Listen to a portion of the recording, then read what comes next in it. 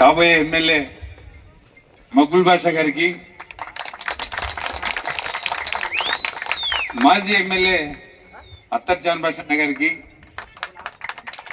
మండల కన్వీనర్ రంగారెడ్డి గారికి, single window society director అయినటువంటి జగదీశ్వర్ రెడ్డి గారికి, మా గురువు గారు ప్రిన్సిపల్ మాజీ ప్రిన్సిపల్ రామచంద్రన్న గారికి, బాలకృష్ణ నాయుడు గారికి, ఎంపీటీసీ గోవిందన్న అనుకుంటా గోవిందన్న గారికి, అలానే మార్కెట్ యార్డ్ చైర్మన్ అన్న రాఘవయ్య గారికి, ప్రెసిడెంట్ సర్పంచ్ ఈశ్వర్ ఎక్కడున్నాడో ఉన్నాడా ఈశ్వర్ గారికి, హరీష్ రెడ్డి అన్న వెనకలు కూర్చున్నారు సరే చూడలేదు, హరీష్ రెడ్డి గారికి, అన్న ఈశ్వర్ రెడ్డి అన్న గారికి, అన్న కూడా ఉన్నాడు మా అన్న లోకేష్ రెడ్డి అన్న గారు, అన్న వేదిక మీద ఉన్న వేణు గారు, అందరూ వాళ్ళ కుటుంబ సభ్యులందరూ అందరికీ పేరు పేరున స్వాగతం పలుకుతూ, ఆల్రెడీ మధ్యాహ్నం అయిపోయింది, భోజనం టైం అయిపోయింది, అందరూ వెయిట్ చేస్తుంటారు భోజనాలకి.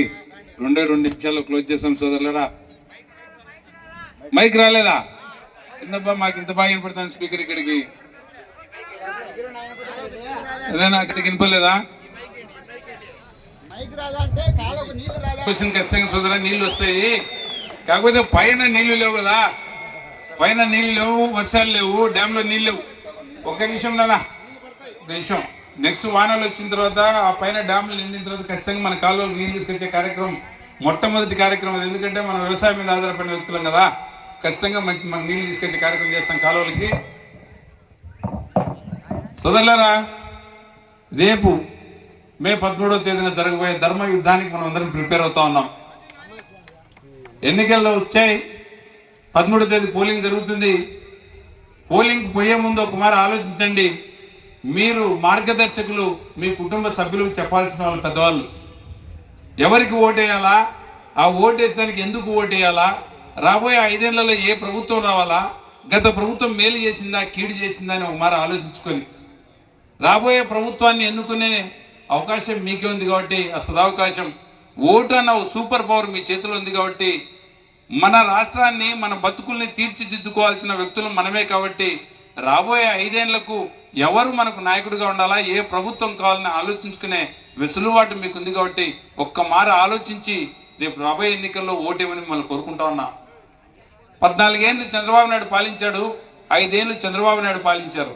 14 ఏళ్ళ చంద్రబాబు నాయుడు పాలన బాగుందా, 5 ఏళ్ళ జగన్ రెడ్డి పాలన బాగుందా అనేది ఒక్క మారు మీరు క్షుణ్ణంగా ఆలోచించి, చెప్పిన మాట తప్పకుండా చేసిన వ్యక్తి, మీకు ఏమైతే ఇస్తానని చెప్పాడో, రైతులకు ఏం మేలు చేస్తా అన్నాడు, వృద్ధులకు ఏం మేలు చేస్తా అన్నాడు, వితంతులకు ఏం మేలు చేస్తా అన్నాడు, వికలాంగులకు ఏం మేలు చేస్తా అన్నాడు, చదువుకున్న మీ పిల్లలకి ఏం మేలు చేస్తా అన్నాడు, మీ ఆరోగ్యాలను ఏ విధంగా మెరుగుపరుస్తా అన్నాడు, హాస్పిటల్ని ఎలా డెవలప్ చేశారని ఒక్క మారు మీరు ఆలోచించుకొని, రైతులు ఆలోచించుకొని, చెప్పిన మాట నిలబెట్టుకున్న వ్యక్తి జగన్ రెడ్డికి ఓటేద్దామా?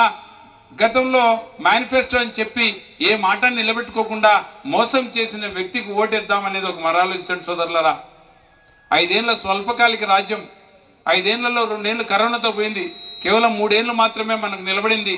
ఈ 3 ఏళ్ల పాలనలో మీకు ఎంత కష్టం ఉన్నా కూడా, ఇన్కమ్ తక్కువ ఉన్నా కూడా, ఈ రాష్ట్రానికి రెవెన్యూ ఇన్కమ్ తక్కువ ఉన్నా కూడా చెప్పిన మాట ఏది తప్పకోకుండా తన పాటలు తను పడి క్యాలెండర్లో మీకు చెప్పిన ప్రకారం పలానా డేటు పలానా ఇస్తా, పలానా డేటు పలానా ఇస్తా అని చెప్పిన వ్యక్తి, అదే ప్రకారమే మాట తప్పకుండా ఇచ్చిన వ్యక్తి జగన్మోహన్ రెడ్డి గారిని నమ్మాలనా? గతంలో తీరని కోరికలన్నీ, అంటే వ్యవసాయ రుణం ఎంతుంటే అంత రుణం మాఫీ చేస్తా, డ్వాక్రా రుణం ఉంటే ఎంతుంటే అంతా మాఫీ చేస్తా, మీ బంగారు బ్యాంకులో ఉన్న బంగారునంతా ఉచితంగా ఇడిపించి మళ్ళా మీ మెడలలో లేస్తా అని చెప్పి ఇలాంటి ఆచరణ సాధ్యం కాని హామీల్ని 100 హామీలను ఇచ్చి ఏ హామీని కూడా నిలబెట్టుకోలేని చంద్రబాబు నాయుడుకు ఓటు వేయాలా అని చెప్పి ఒక్క మారు మీరు క్షుణ్ణంగా ఆలోచించండి సోదరులారా.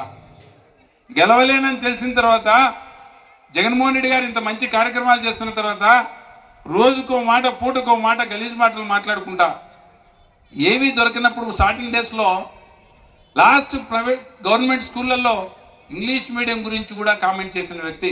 తన బిడ్డలేమో ఇంగ్లీష్ మీడియం చదువుకోవాలా, పేద పిల్లలు మాత్రం ఇంగ్లీష్ మీడియం చదువుకోకూడదని. అంటే ఒక ప్రతిపక్ష నాయకుడు కన్నా వ్యక్తివి నువ్వు ఏమెన్నుకోవాలా ఓ సబ్జెక్ట్ అని కూడా తెలియకోకుండా చిన్న వాటి మీద కామెంట్ చేసుకుంటా, లాస్ట్కు వాలంటీర్ల మీద కూడా ఏం ఉద్యోగం అది 5,000 రూపాయలకు వీళ్ళు గోనె సంచులు మోస్తారా, లేకపోతే పగలేమన్నా అలా పోయి భర్తలు ఇళ్ళగా ఉండరు, ఆడోళ్ళం పోయి తలుపులు తడతారా అన్నంత గలీజ్గా మాట్లాడిన వ్యక్తి ఎవరైనా ఉన్నారంటే గత ముఖ్యమంత్రి చంద్రబాబు నాయుడు గారు. ఇలాంటి చిన్న చిన్న కామెంట్ చేసుకుంటానే వ్యక్తి, సుదూరమైన విశాలమైన ఆలోచనలు లేని వ్యక్తి. అవతల జగన్మోహన్ రెడ్డి గారు ఈ వాలంటరీ సిస్టమ్ పెట్టినారు, గ్రామ సచివాలయ వ్యవస్థ పెట్టినారు.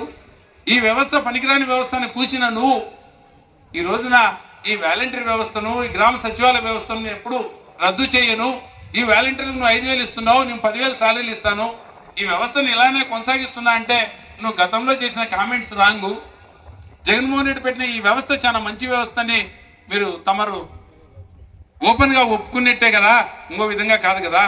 పోనీ ఈ రోజు జగన్మోహన్ రెడ్డి గారు చేస్తున్న సంక్షేమ కార్యక్రమాలు ఏవైనా సరే ఫలాన్ని నేను రద్దు చేయగలుగుతాను నువ్వు చెప్పగలుగుతావా? పోనీ గతంలో నువ్వు పెట్టిన కార్యక్రమాలు ఏమైనా ఉంటే, జన్మభూమి కమిటీ లాంటిది ఉంటే ఆ కమిటీని మళ్ళా నేను పెట్టగలుగుతాను ధైర్యంగా నువ్వు ప్రజలకు వచ్చి చెప్పగలుగుతావా? పోనీ నీ జన్మకు 40 ఏళ్ళ రాజకీయ జీవిత చరిత్రలో ఏ రోజైనా నేను ఈ మేలైన కార్యక్రమం చేశాను, ఈ పథకం నేను తీసుకొచ్చాను, ఈ పథకాన్ని ఇలానే కంటిన్యూ చేశాను, లేకపోతే పలానా వాళ్ళు కంటిన్యూ చేశారు, ఆ పథకాన్ని నేను మళ్ళీ పెడతాని నువ్వు చెప్పగలిగిన ధైర్యం నీ దగ్గర ఉందా? అలాంటి ధైర్యం లేని వ్యక్తివి. పోనీ మా జగన్మోహన్ రెడ్డి గారు పెట్టిన ఈ పథకాల్లో ఏ ఒక్క పథకమైనా నేను తీసేస్తా అని చెప్పగలుగుతావా? అలా చెప్పలేవు. నీకంటూ ఇన్నేళ్ల రాజకీయ జీవితంలో నీకంటూ గుర్తింపు వచ్చేదానికి కానీ, నువ్వంటే గుర్తొచ్చేదానికి కానీ ఏ ఒక్క పథకం లేని వ్యక్తివి నువ్వు.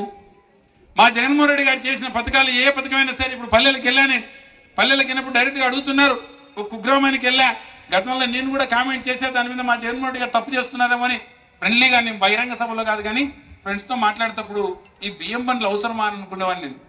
ఎందుకంటే 30-40 ఏళ్ళగా 1983 నుండి రేషన్ ఇచ్చే కార్యక్రమం ఉంది, బియ్యం ఇచ్చే కార్యక్రమం ఉంది. గతంలో రైతులు వాళ్ళు పోయి రేషన్ షాప్ పోయి తీసుకుపోయాలి కదా, దీనికి బండ్లు ఎందుకు పెడుతున్నారు అనుకునేవాడిని నేను. నిన్న మా తలుపుల మండలంలో చంద్రనాయక్ తాండా అని మా తాండా ఉంది, పెద్దనారుపల్లి పక్కన ఒక తాండా.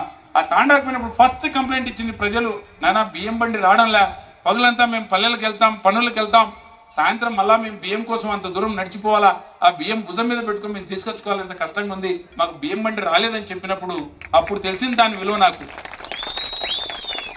ఒకప్పుడు నేనే విమర్శించిన వ్యక్తి అంటే నా మనసులో అనిపించిన భావన అది. ఈ పొద్దు ఆ బండి, ఆ బియ్యం బండి యొక్క విలువ నాకు ఈ రోజున తెలిసింది. అలానే పెన్షన్ల విషయంలో కూడా పొద్దున్నే 6 గంటలకు పోయి తలుపు తట్టి అవ్వ తాత అని పిలిచి వికలాంగులకు వితంతులకు పెన్షన్ ఇస్తానప్పుడు గతంలో ఎంతోమంది ఇస్తున్నారు కదా, ఈ ఇచ్చడానికి కూడా మళ్ళీ ఒక వాలంటీర్ కావాలని అనుకునేవాడిని నేను. ఈ బుద్ధి తెలిసింది, ఎదుటి వ్యక్తిని గౌరవించాలంటే కనుక ఇలాంటి వ్యవస్థ, వాలంటీర్ వ్యవస్థ ఒకటి ఉండాలా. చిక్కని చిరునవ్వు నవ్వుకుంటూ పొద్దున్నే పోయి అవ్వను తాతని లేపి, వికలాంగులను వితంతులను లేపి ఇదో మీ పెన్షన్ అని చెప్పి పొద్దున్న 7 గంటలకంతా వాళ్ళ చేతిలో పెన్షన్ పెట్టే విధానం.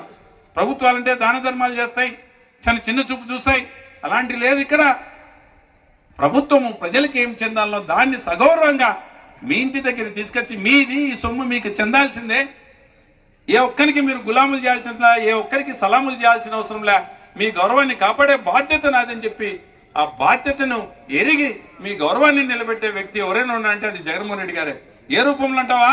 పెన్షన్ మీ ఇళ్ళకి తెచ్చే రూపంలో, రేషన్ మీ ఇంటికి తీసుకొచ్చి ఇచ్చే రూపంలో, అమ్మఒడి కానీ, నేతన్ నేస్తం కానీ, కాపు నేస్తం కానీ, లాస్ట్ పట్టాలు ఇచ్చే విషయంలో కూడా ప్రతి ఒక్క మహిళ పేరుతోన డైరెక్ట్ ఏ ఒక్కరికి దండ పెట్టుకోకుండా, ఏ ఒక్కరికి నమస్కారం పెట్టుకోకుండా, లాస్ట్కు వాళ్ళ దగ్గర ఉన్నారు కదా జన్మభూమి కమిటీని, అలాంటి కమిటీలో చుట్టూ కూడా తిరుక్కోకుండా నీ ఇంటి దగ్గర నువ్వు కూర్చోంటే మీ బంధుగుణమైనటువంటి వాలంటీర్ని మీ దగ్గరకు వచ్చి అప్లై చేసి మీకు ఏమి రావాలన్నా ఆ పథకాలు తీసుకొచ్చి ఇచ్చి ఏ ఒక్కరికి లంచం ఇవ్వకుండా, దండ పెట్టుకోకుండా ఆ డబ్బు డైరెక్ట్గా నీ అకౌంట్లోకి పడే విధానం ఇది కదా.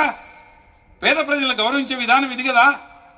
నువ్వేందో ప్రభుత్వం అంటే ప్రజలకు వాళ్ళు బతకలేకపోతే నువ్వు దానం చేసినట్టు ఇసిరిసి కొట్టేది కాదు కదా. ఇక్కడ ప్రజలకు మీరిచ్చిన సొమ్ముని మీకే పేదవానికి చేయందించి పైకి తీసుకురావాలనే విధానంలో మిమ్మల్ని గౌరవించుకునే విధానాన్ని ఈ జగన్మోహన్ రెడ్డి గారు చూశారు కదా.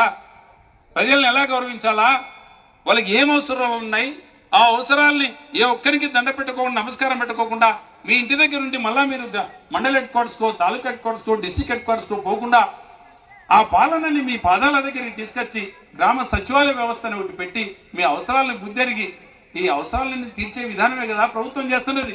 ఇలాంటి మెరుగైన ప్రభుత్వం నాకు బుద్ధెరిగి నేను పుట్టినప్పుడు ఇంతవరకు ఏ ప్రభుత్వాన్ని చూడలేదు కూడా. ఈరోజు చూస్తున్న ప్రభుత్వాన్ని, ప్రజల్ని గౌరవించుకునే విధానాన్ని చూసిన ప్రభుత్వాన్ని చూశాను నేను. ప్రజలు తలంచుకోకుండా మీ ఇంటి దగ్గరికి పథకాలు వచ్చే ప్రభుత్వాన్ని చూసా. పోనీ అంతా సంక్షేమమేనా, అభివృద్ధి లేదని అనుకునేదానికి? అభివృద్ధి రమ్మను, ఇక్కడనే చూస్తున్నాం కదా, మన కళ్ళ ముందనే కనపడుతున్నాయి కదా, గ్రామ సచివాలయాలు, రైతు భరోసా కేంద్రాలు, వెల్నెస్ సెంటర్లు.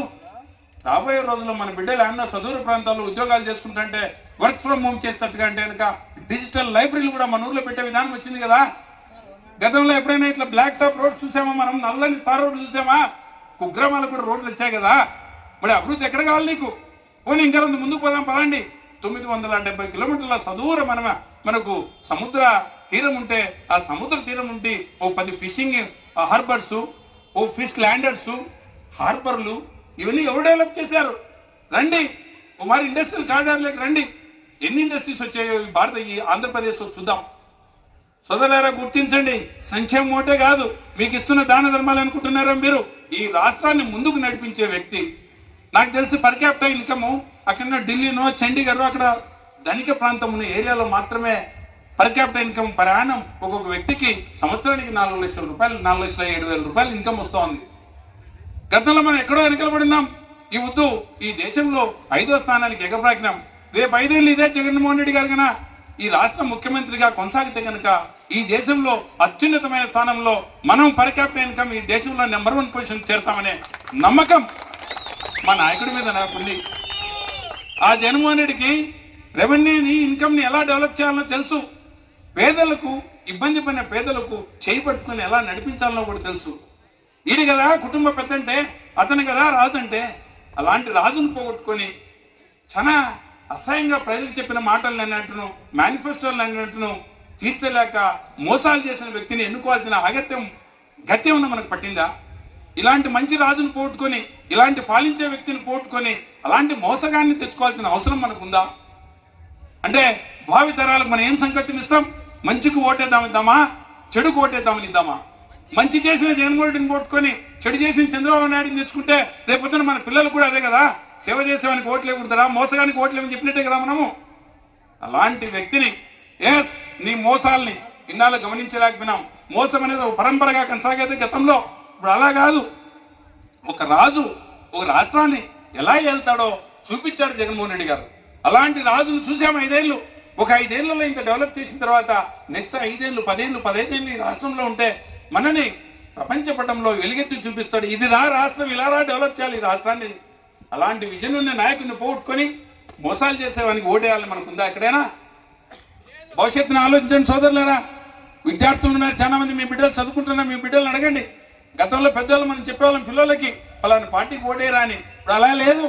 మన బిడ్డలు ఉద్యోగం చేసుకుంటున్న బెంగళూరులోనో ఇంకో చోటన మన బిడ్డలు ఈరోజు మన దగ్గరకు వచ్చి, నానా నువ్వు తప్పు చేస్తున్నావు, నాయకుడుంటే జగన్మోహన్ రెడ్డి లాంటి నాయకుడు కావాలా, మీరు వైసీపీకి ఓటేయండి, గత పార్టీలు పాత పార్టీలు మర్చిపోండి అని చెప్పి మన పిల్లలు మనకు చెప్పే రోజులు వచ్చేసినాయి.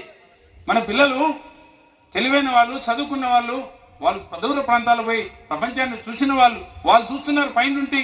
విజన్ అనేది పైనుండి చూస్తే కనపడుతుంది. పైనుండి శాటిలైట్ చూస్తే భూమి గుండ్రంగా కనపడినట్టు, వాస్తవం కనపడినట్టు.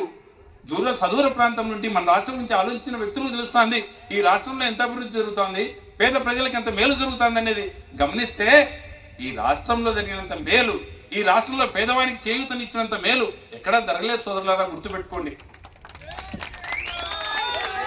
ఇన్ని మేలైన కార్యక్రమాలు చేస్తున్నటువంటి చిన్న స్వల్పకాలిక 5 ఏళ్ల పాలనలో ఇలాంటి వ్యక్తిని చూసిన తర్వాత ఆ దేవుడిచ్చిన వరంగా మనం భావించాలి. కానీ అతన్ని మనం పుట్టినప్పుడు, మనం బాగా నడుస్తున్నప్పుడు, మనకు ఓటేసే శక్తి ఉన్నప్పుడు, ఇంత పెద్దటి విశాలమైన హృదయం ఉన్న పాలించే శక్తి కలిగిన ఆ జగన్మోహన్ రెడ్డి గారు దొరికినందుకు మనం ధన్యులం. అతన్ని మనం పోగొట్టుకుంటే మనకంటే దరిద్రులు భూమి మీద ఎవరు ఉండరు, గుర్తుపెట్టుకోండి సోదరులారా. ఈ మాట మనకు కాదు చెప్తున్నది. యాన్నైనా ఇంటుంటారు సందులలో గొంతులలో నిలబడి మన శత్రువులు, మన పార్టీని వ్యతిరేకించే వాళ్ళకి తెలియజేసే వాళ్ళకి చెప్తున్నా, గుర్తుపెట్టుకోండి సోదరులారా. మీరు చెప్పినట్టు వినండి. మా రాజుకు మీ రాజుకు మధ్యన వ్యత్యాసం చెప్తున్నాం, గమనించండి. మీరు కూడా మారండి, తలుపులు ఎప్పుడు తెరిచానే మా పార్టీలోకి రండి, మంచి సైడ్ నిలబడండి, దేవుడు కూడా మీకు మంచి చేస్తాడు. ప్రకృతి సైతం మంచి కోసం వెయిట్ చేస్తూ ఉంది. చంద్రబాబు నాయుడు వస్తా అంటే వర్షాలు పడవు. కారణం చెడ్డ వ్యక్తికి ఎప్పుడు ప్రకృతి కానీ దేవుడు కానీ సహకరించడు, గుర్తుపెట్టుకోండి. మీరు పొరపాటు చేస్తే కూడా రేపు మనకు వానలు రావు, పంటలు పండవు. గత చరిత్ర చెప్పింది మనకి, ఇది కొత్తగా చెప్పేది కాదు. ఇది ఇవన్నీ మీరు గమనించుకొని, సమయాభావం, భోజనం టైం అయింది, మీరందరూ ఇంట్రెస్టింగ్ ఉన్నారు కాబట్టి కొద్దిసేపు మాట్లాడగలిగిన సోదరులారా గుర్తుపెట్టుకొని రేపు రాబోయే ఎన్నికకు మీరందరూ ఆలోచించి మీ తోటి వాళ్ళకు, సోదరులకు, మీ బంధువులకు, పిల్లలకు, పెద్దలకు చెప్పి వైఎస్ఆర్ కాంగ్రెస్ పార్టీకి ఫ్యాన్ గుర్తు కోటేసి, గతంలో 101 సీట్లు ఇచ్చామా జగన్మోహన్ రెడ్డి గారికి, ఇంతకంటే మెరుగైన సీట్లు ఇస్తూ కదిరిలో క్లియర్ వైట్ పేపర్ని తీసుకొచ్చాం మనం ఇక్కడికి, ఒక తెల్ల కాగితాన్ని తీసుకొచ్చి పెట్టాం మనం మగ్గుల మదన్ గారిని, మన సోదరునికి అఖండమైన మెజారిటీ ఇచ్చి, గతంలో 28,000 ఓట్ల మెజారిటీ ఉన్నాయి, అంతకంటే ఎక్కువ మెజారిటీ ఇస్తూ, అలానే మనం పార్లమెంటుకి బోయే శాంతమ్మ గారిని పంపిస్తున్నాం ఢిల్లీకి మన ప్రతినిధిగా పార్లమెంటుకి, ఆమెను కూడా అఖండమైన మెజారిటీతో గెలిపించమని కోరుకుంటూ, ఈ అవకాశం ఇచ్చిన పెద్దలకు ప్రతి ఒక్కరికి కృతజ్ఞతలు తెలియజేసుకుంటూ, జోహార్ వైఎస్ఆర్, జోహార్ వైఎస్ఆర్, జగన్మోహన్ రెడ్డి నాయకత్వం, జగన్మోహన్ రెడ్డి నాయకత్వం.